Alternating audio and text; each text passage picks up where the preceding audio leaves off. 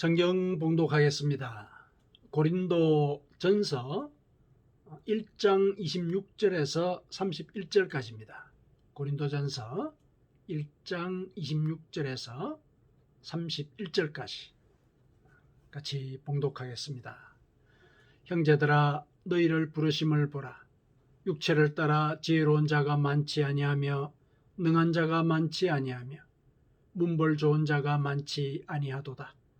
그러나 하나님께서 세상에 미련한 것들을 택하사 지혜 있는 자들을 부끄럽게 하시려 하시고 세상에 약한 것들을 택하사 강한 것들을 부끄럽게 하려 하시며 하나님께서 세상에 천한 것들과 멸시받는 것들과 없는 것들을 택하사 있는 것들을 폐하려 하시나니 이는 아무 육체도 하나님 앞에서 자랑하지 못하게 하려 하심이라.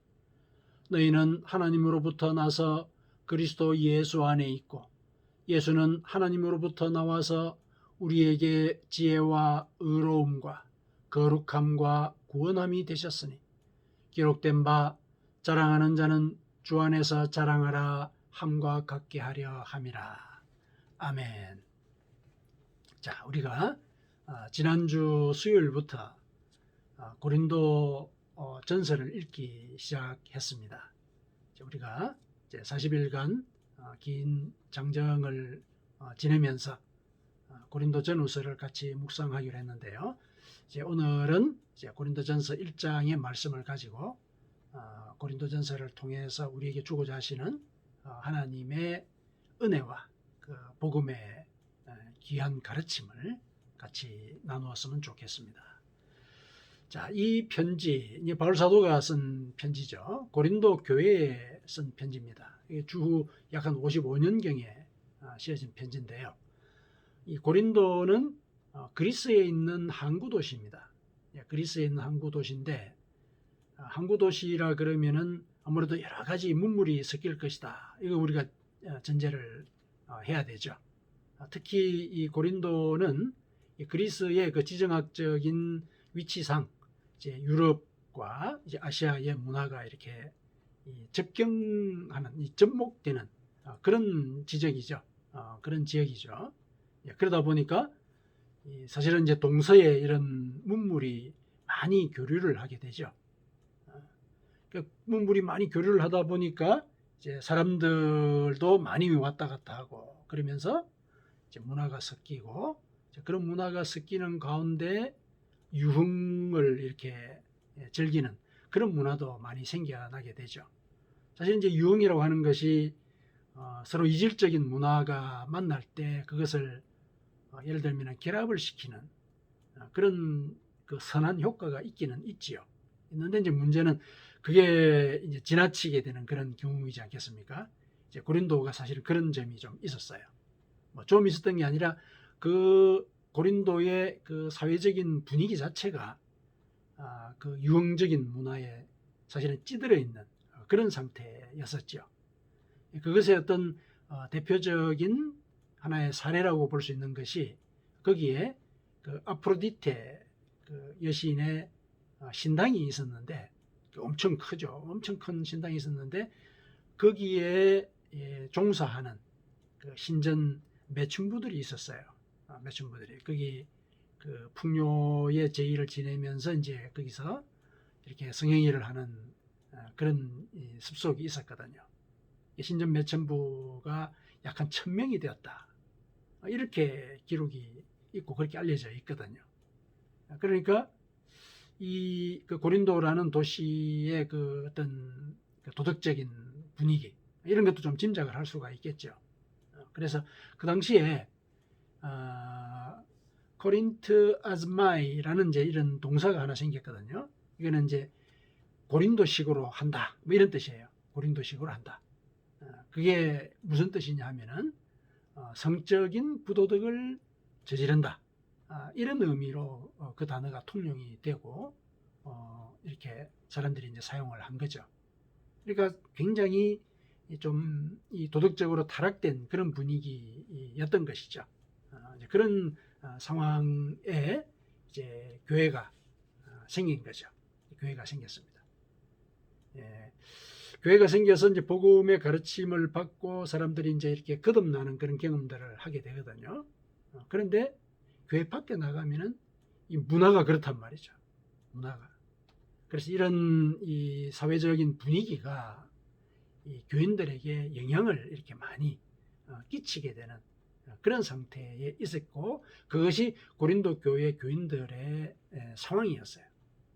그러다 보니까 이제 분명히 예수님을 믿고 이 거듭난 자로서 이제 살겠다 다짐을 하고 또 그런 이 습관을 길들이려고 노력을 하는데 일상 사람들이 살아가는 그런 삶의 모습들이 이 교인들에게도 드러나는 거죠. 워낙 이제 그 분위기가 이제 그러다 보니까 영향을 받는다는 것이죠. 그래서 그것이 어느 순간에는 복음의 그 중심적인 뜻까지도 왜곡하는, 현실적인 삶에 유리하도록 복음의 가르침을 살짝 이렇게 변동을 시켜서 왜곡을 시키는 이런 사례까지 벌어지게 되는 것이죠. 오늘 본문은 이제 십자가의 은혜와 관련되어서 고린도 교인들이 이제 오해를 하고 있는, 잘못 알고 있는, 어떤 면에서 보면 좀 왜곡되어서 생각하고 있는 그런 점을 지적하는 그런 말씀과 관련이 되어 있습니다. 바울이 이 고린도 교인들의 그런 그 도덕적인 상황, 또 영적인 상황 이런 것들을 듣고 거기에 대해서 이제 권고를 하는 것이죠. 이제 권고를 하는데 오늘 본문은 십자가의 은혜에 대해서 이 고린도 교인들이 오해하고 있는 부분이 있다. 그래서 그것을 이제 가르치고자 이렇게 편지를 쓴 것입니다. 그래서 이제 오늘 본문과 관련되어서 십자가의 은혜라는 이런 주제, 이것이 무엇을 의미하는 것인가, 그것을 다시 한 번 더 되새기는 그런 시간을 같이 가졌으면 좋겠습니다. 바울 사도는 예수님의 그 십자가의 은혜와 관련해서 이런 말을 했습니다.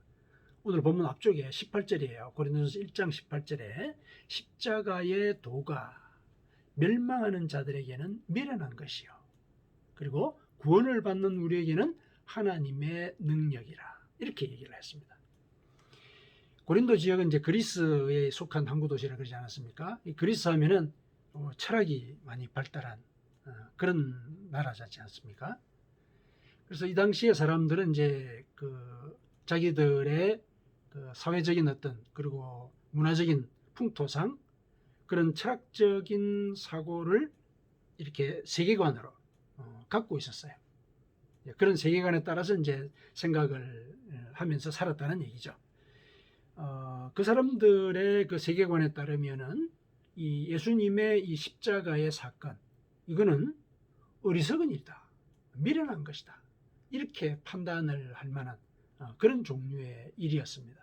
왜 그러냐면은 예를 들어서 그 당시에 사람들의 세계관에 이제 주요한 한 부분을 차지했던 그 플라톤의 생각, 그걸 한번 예를 들어보면은 왜 그 사람들이 십자가의 도를 미련한 것이다 라고 얘기를 했는지를 우리가 이해를 할 수 있게 돼요. 플라톤은 그 소위 그 이데아라고 하는 거 있죠. 참 진리를 이제 이데아라고 그랬는데, 이데아가 있고 세상 사람들은 그 이데아가 비춰주는 그 빛의 그림자만 보고 살아간다, 이렇게 생각을 했어요.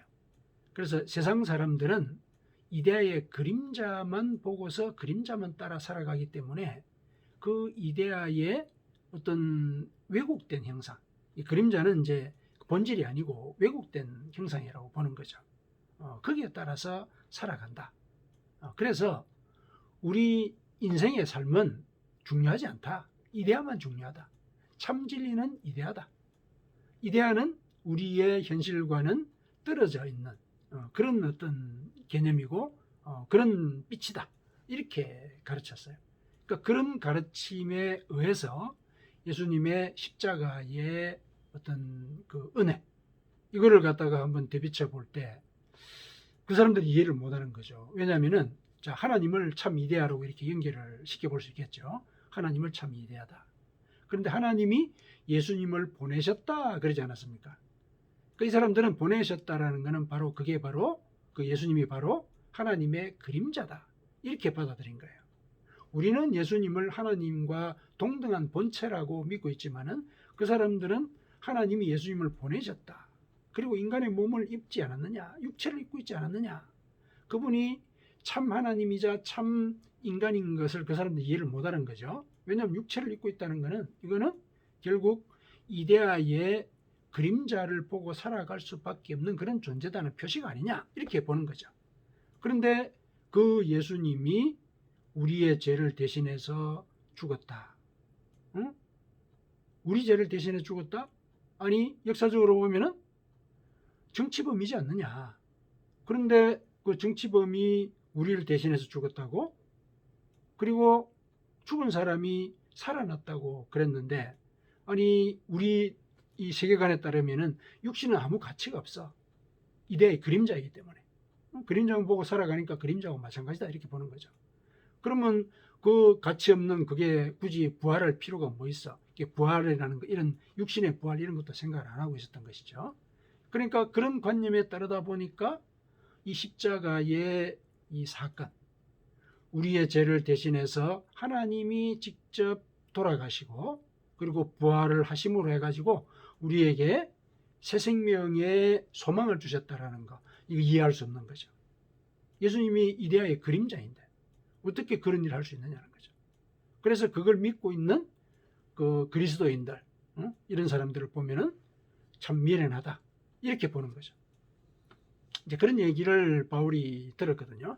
들었을 때 바울도 학문이 깊은 사람이었기 때문에 거기에 대해서 철학적으로 응수를 할 수 있었는데 바울 사도는 거기에 대해서 뭐라고만 얘기를 했냐면은 고린도전서 2장 4절에서 5절까지예요. 내 말과 내 전도함이 지금 이제 예수 그리스도의 그 복음을 내가 전하는데 그거를 설득력 있는 지혜의 말로 하지 아니하고 다만 성령의 나타나심과 능력으로 한다. 이렇게 얘기를 해요. 너희 믿음이 사람의 지혜에 있지 아니하고 다만 하나님의 능력에 있게 하려 하였노라.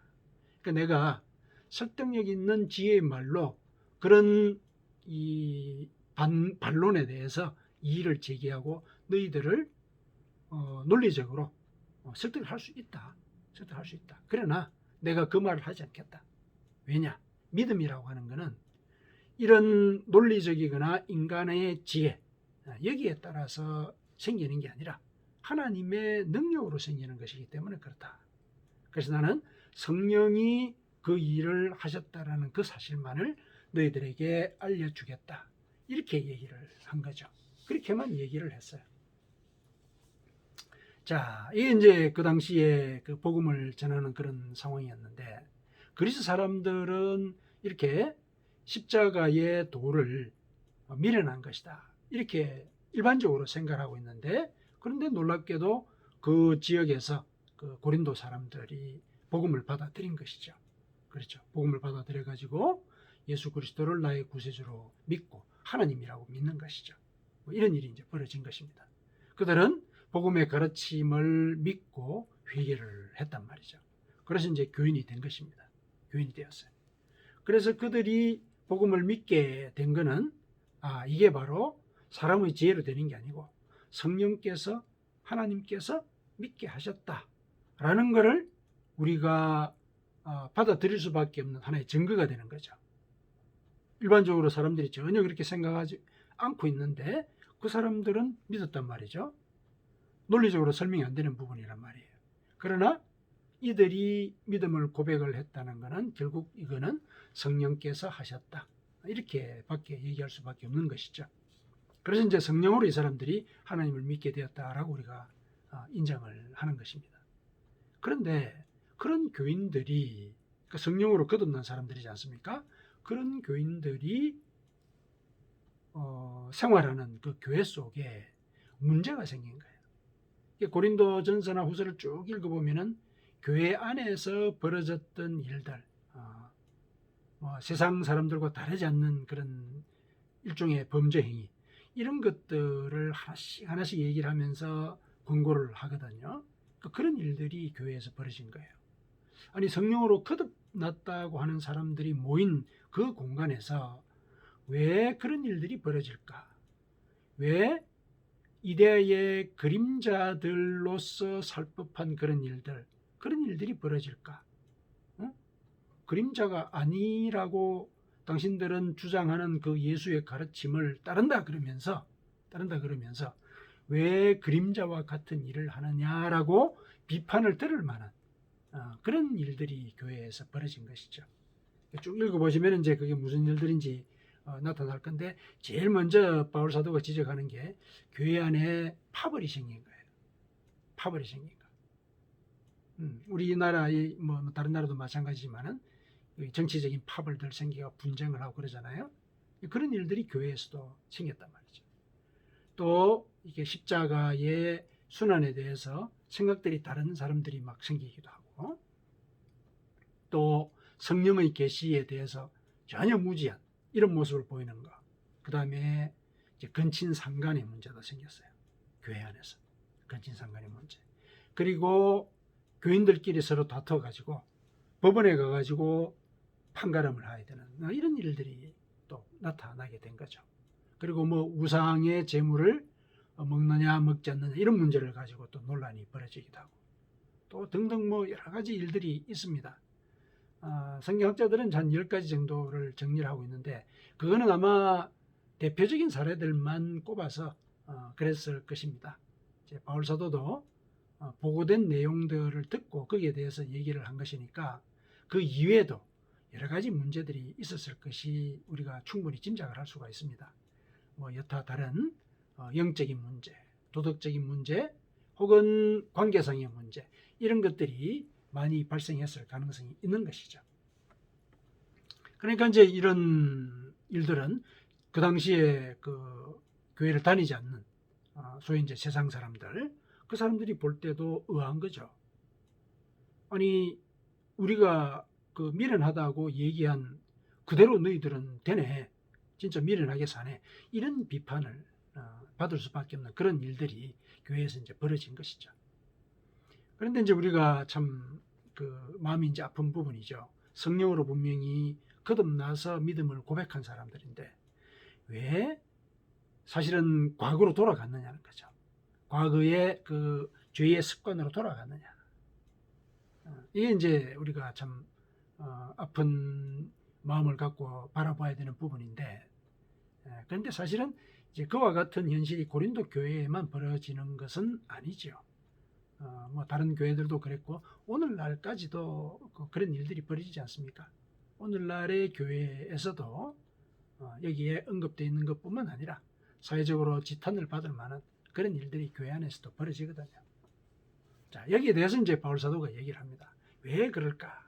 왜 그럴까? 바울 사도는 그 이유가 교인들이 이 복음을 진정으로 깨닫지 못해서 그렇다, 이렇게 진단을 합니다. 이 복음은 그 중심적인 뜻이 뭐냐면은 십자가의 은혜, 여기에 그 복음의 중심적인 뜻이 있는 거예요.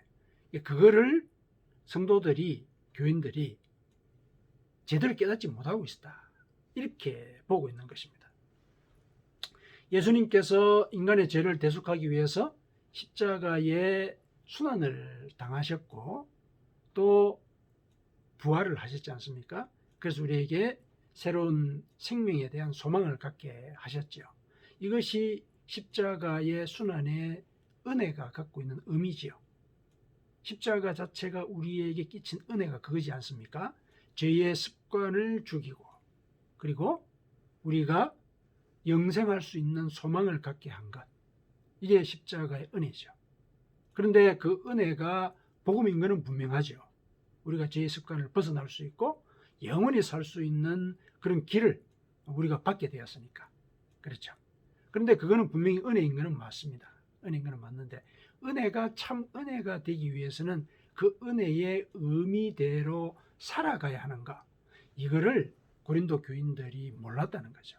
살아가야 한다는 거. 은혜로 주어진 것은 맞는데, 구원이 은혜로 주어졌으면은 은혜를 받은 자로서 살아가야 하는 것, 이거를 고린도 교인들이 몰랐다는 것이죠. 그래서 그 당시에 세속적인 그런 문화를 쫓아서 심지어 복음을 왜곡하는 그런 일들까지 교회 안에서 벌어지게 되었다. 이것이 바울 사도의 진단입니다. 바울 사도의 진단이 그러한 것이죠. 이와 같은 상황은 오늘날 우리의 삶 속에서도 또 오늘날 현대 교회에서도 그대로도 목도되고 있는 부분이죠. 오늘날 한국 교회에 대해서는 사회가 교회를 염려한다, 이런 얘기를 들을 정도가 되지 않았습니까? 예전에는 이제 교회가 사회를 염려해서 이제 기도하고 또 봉사하고 이랬는데, 지금은 오히려 사회가 교회를 염려할 정도로 교회의 어떤 그 도덕적인 수준이라든지 또 영적인 권위, 이런 것들이 많이 떨어진 것이죠. 그런 상황이 됐다. 이게 왜 그러냐? 그 복음의 가르침의 근본적이고 핵심적인 그 뜻이 은혜를 받았으면은 은혜를 받은 자로서 살아가야 한다는 사실, 그걸 잊어버렸기 때문에 그렇다는 것이죠. 이 복음을 우리가 받았으면은 야 기쁘다, 기쁘다. 그러면 그 상태가 영원히 지속될 것이라고 그냥 믿어버리는 것이죠. 그렇지가 않지 않습니까? 우리는 교회 바깥으로 나가면 또 일반 이제 우리 삶을 살아갈 때 세속적인 삶을 사는 가운데서도 우리가 또 생활을 해야 되지 않습니까? 그러다 보면은 영향을 받게 되는 거죠. 세속적인 상황의 영향을. 그게 우리에게는 신앙에 대한 유혹이 되는 것이거든요. 이제 그런 상황 속에서 우리가 살아가면서 은혜를 받은 자로서 내가 유혹을 저항하고 또 그 복음을 받아들인 자로서 복음의 가르침대로 살려고 하는 이런 모습들을 보여야 되거든요. 근데 그게 이제 어렵다는 얘기죠. 자, 왜 그러냐? 왜 또 그런 일들이 생기느냐? 여기서 바울 사도가 이제 얘기하고 있는 거는 너희의 부르심을 보라 하고 26절에 얘기를 하고 있죠. 육체를 따라 지혜로운 자가 많지 아니하며 능한 자가 많지 아니하며 문벌 좋은 자가 많지 아니하도다. 교인들이 이런 사람들이란 얘기예요. 실제로 교인들이. 이건 무슨 얘기냐면은 여기에 보십시다. 지혜로운 자가 많지 아니하다. 그러니까 지혜가 모자라는 사람들이 교회에 모인다는 얘기예요. 그렇죠? 유능하지 못한 자, 능력이 모자라는 자, 문벌 좋지 못한 자, 이런 사람들이 교인으로 온다는 얘기예요. 이거는 사실 이와 같은 지적이 뭐냐면은 그만큼 세상살이를 하는 데 있어서 갈급함을 갖고 있는 사람들이다. 왜냐하면 다들 결핍을 지적을 하고 있지 않습니까? 이 요소들이. 이와 같은 결핍을 가진 자들이 교회에 온다. 교회에 온다. 그 사실을 얘기하고 있는 거죠. 이 결핍이 있으니까 간절함이 있는 거 아니겠습니까? 하나님께서 나의 결핍을 채워주실 것이다. 지혜를 채워주실 것이다. 능력이 모자라니 능력을 채워주실 것이다. 이런 바람을 갖고 오지 않겠습니까?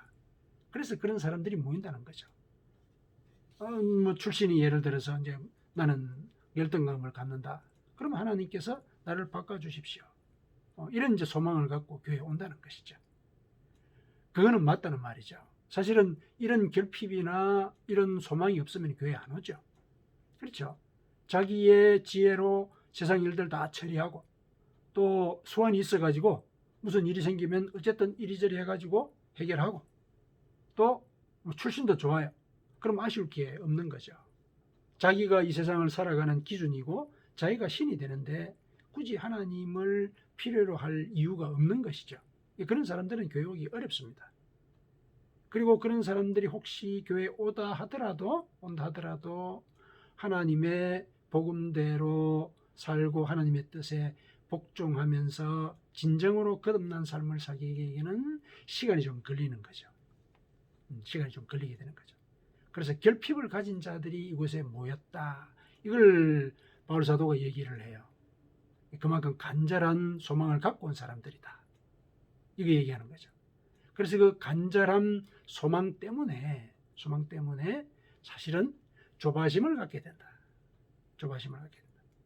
그러니까 당장 왜 그 일이 이루어지지 않느냐는 거예요. 당장 왜 내가 지혜롭게 되지 않느냐. 당장 왜 내가 어떤 수완이나 능력을 갖지 못하느냐. 이런 생각을 갖는다는 거죠.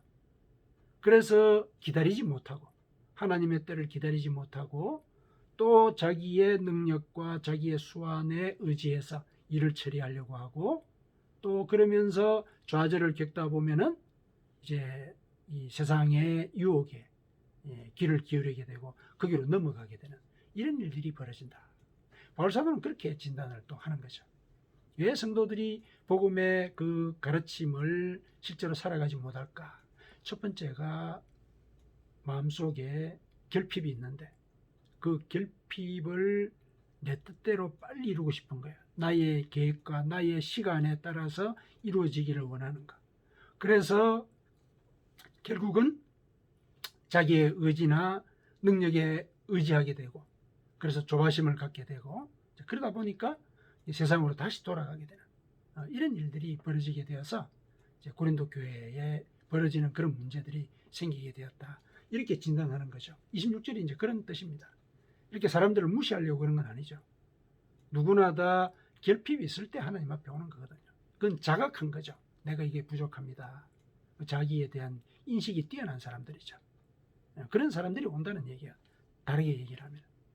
그렇게 해서 이제 하나님 앞에서 진실로 나의 결핍이 온전히 채워지기를 이제 기도하고 기다리는 것이죠.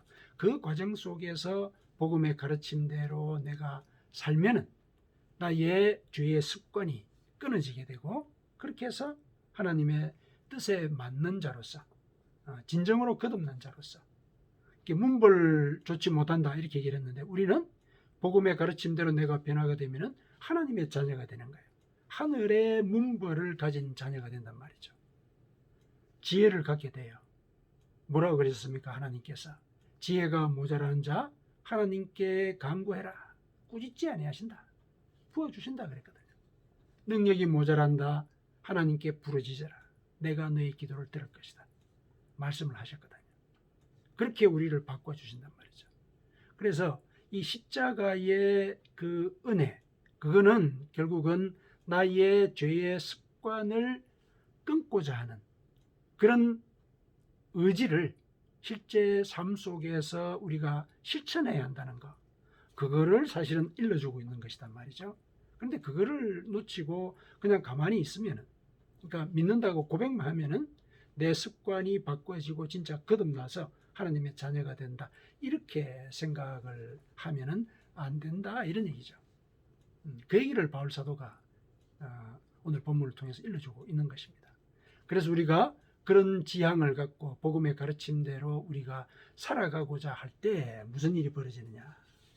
그게 27절에 나오죠. 하나님께서 세상에 미련한 것을 택하사 지혜 있는 자들을 부끄럽게 하려 하시고 우리를 지혜롭게 한다는 얘기죠. 그렇죠?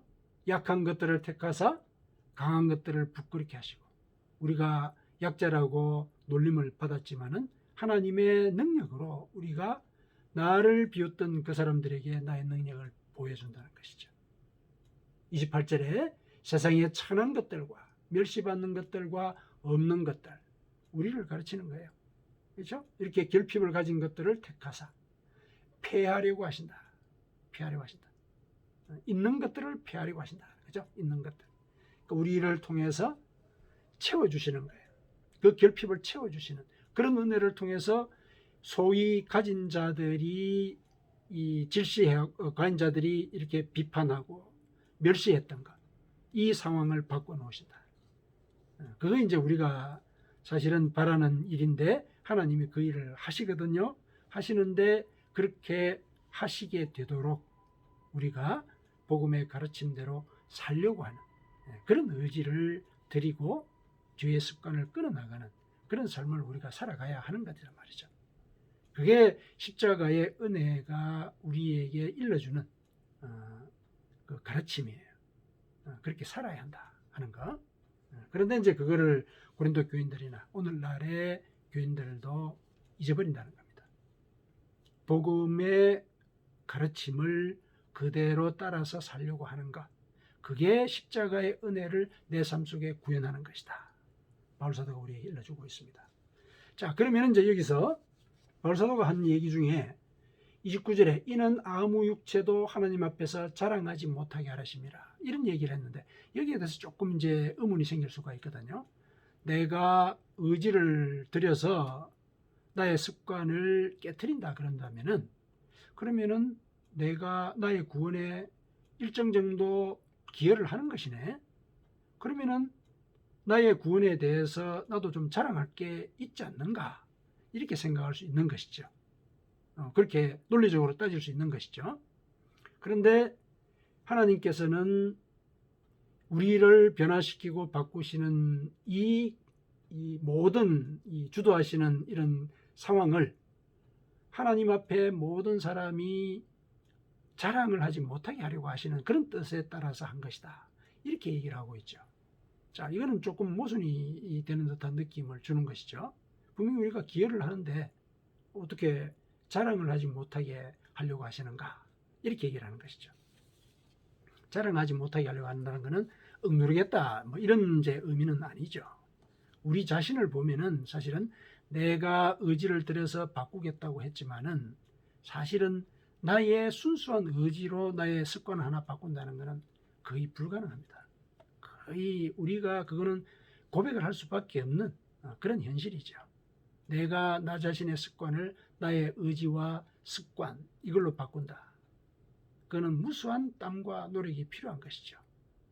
거의 불가능합니다. 그런데 내가 하나님의 뜻을 쫓아서 살려고 노력하려는 마음을 갖고 조금이라도 실천을 해보려고 하면은 그것이 나에게 유혹이 되고 시험이 되기는 하지만은, 또 시험이 닥쳐오기도 하지만은 어느 순간에 내가 바뀐 것을 확인하게 되는 그런 시간이 와요.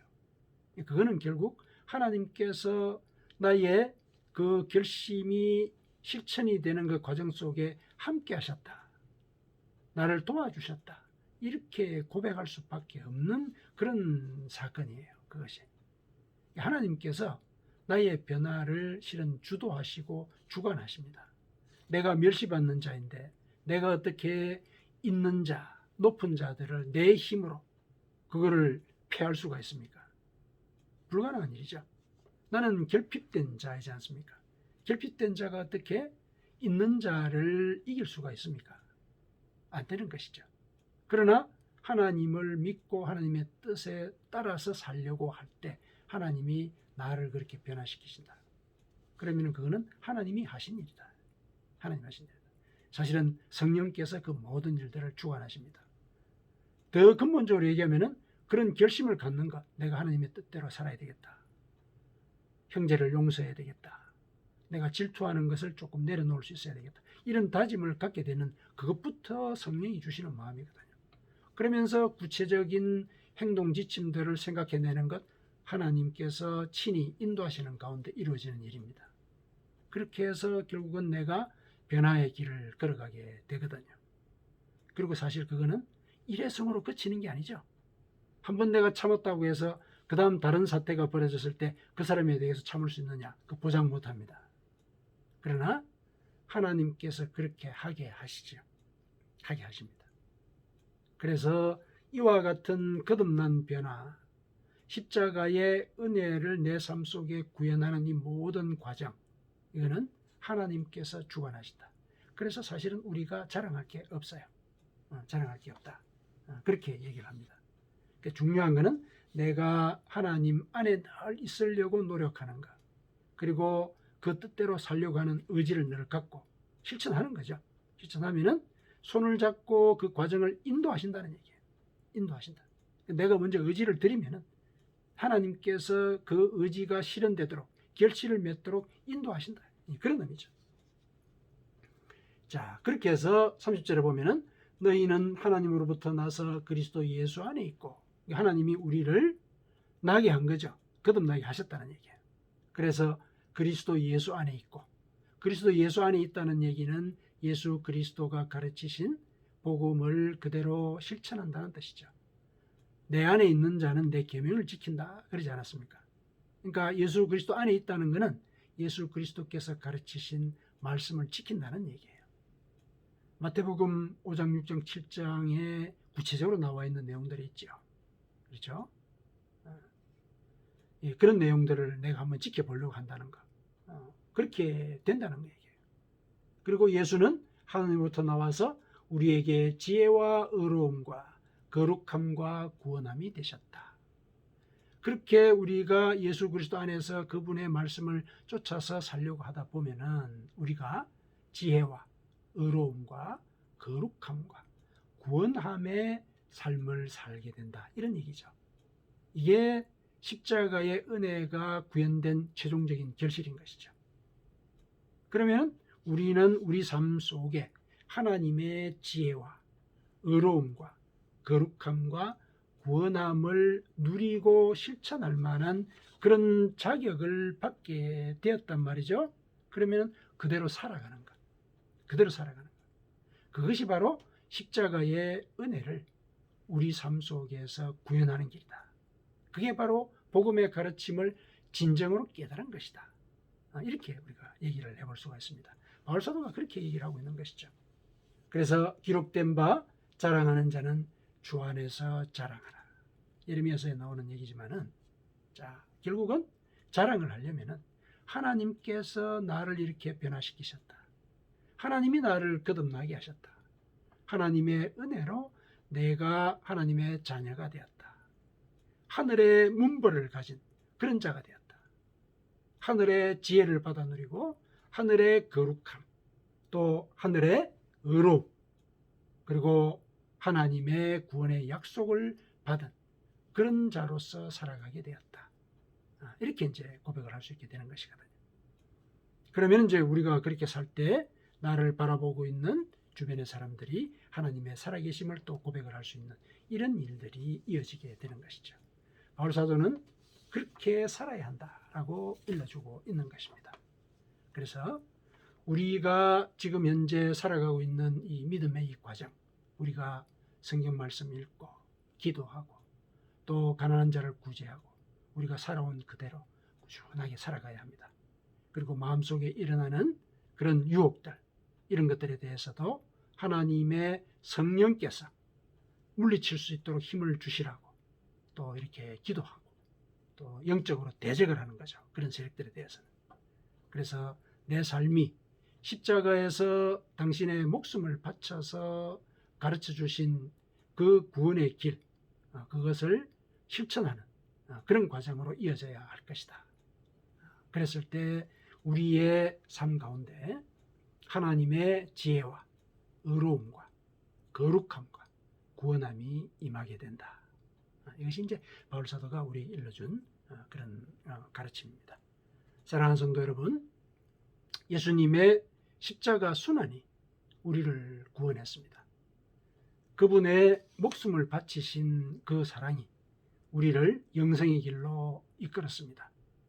그분께서 목숨을 바쳐서 죄의 습관을 십자가에서 끊어놓으신 그대로 그 은혜를 받은 우리가 우리 죄의 습관을 끊어가는 그 과정 속에 있어야 하는 것입니다. 그것이 우리가 나에게 지어진 십자가를 올곧게 짊어지고 가는 그런 삶이 되는 것입니다. 그 가운데 성령께서 우리를 인도하시고 그래서 영생의 약속이 우리 삶 가운데 이루어지게 되는 것입니다. 사랑하는 성도 여러분, 하나님의 지혜와 또 의로움과 거룩함과 구원함의 이런 은혜를 풍성히 받아 누리시고 또 베푸는 자로서 살아가시기를 축원합니다. 아멘.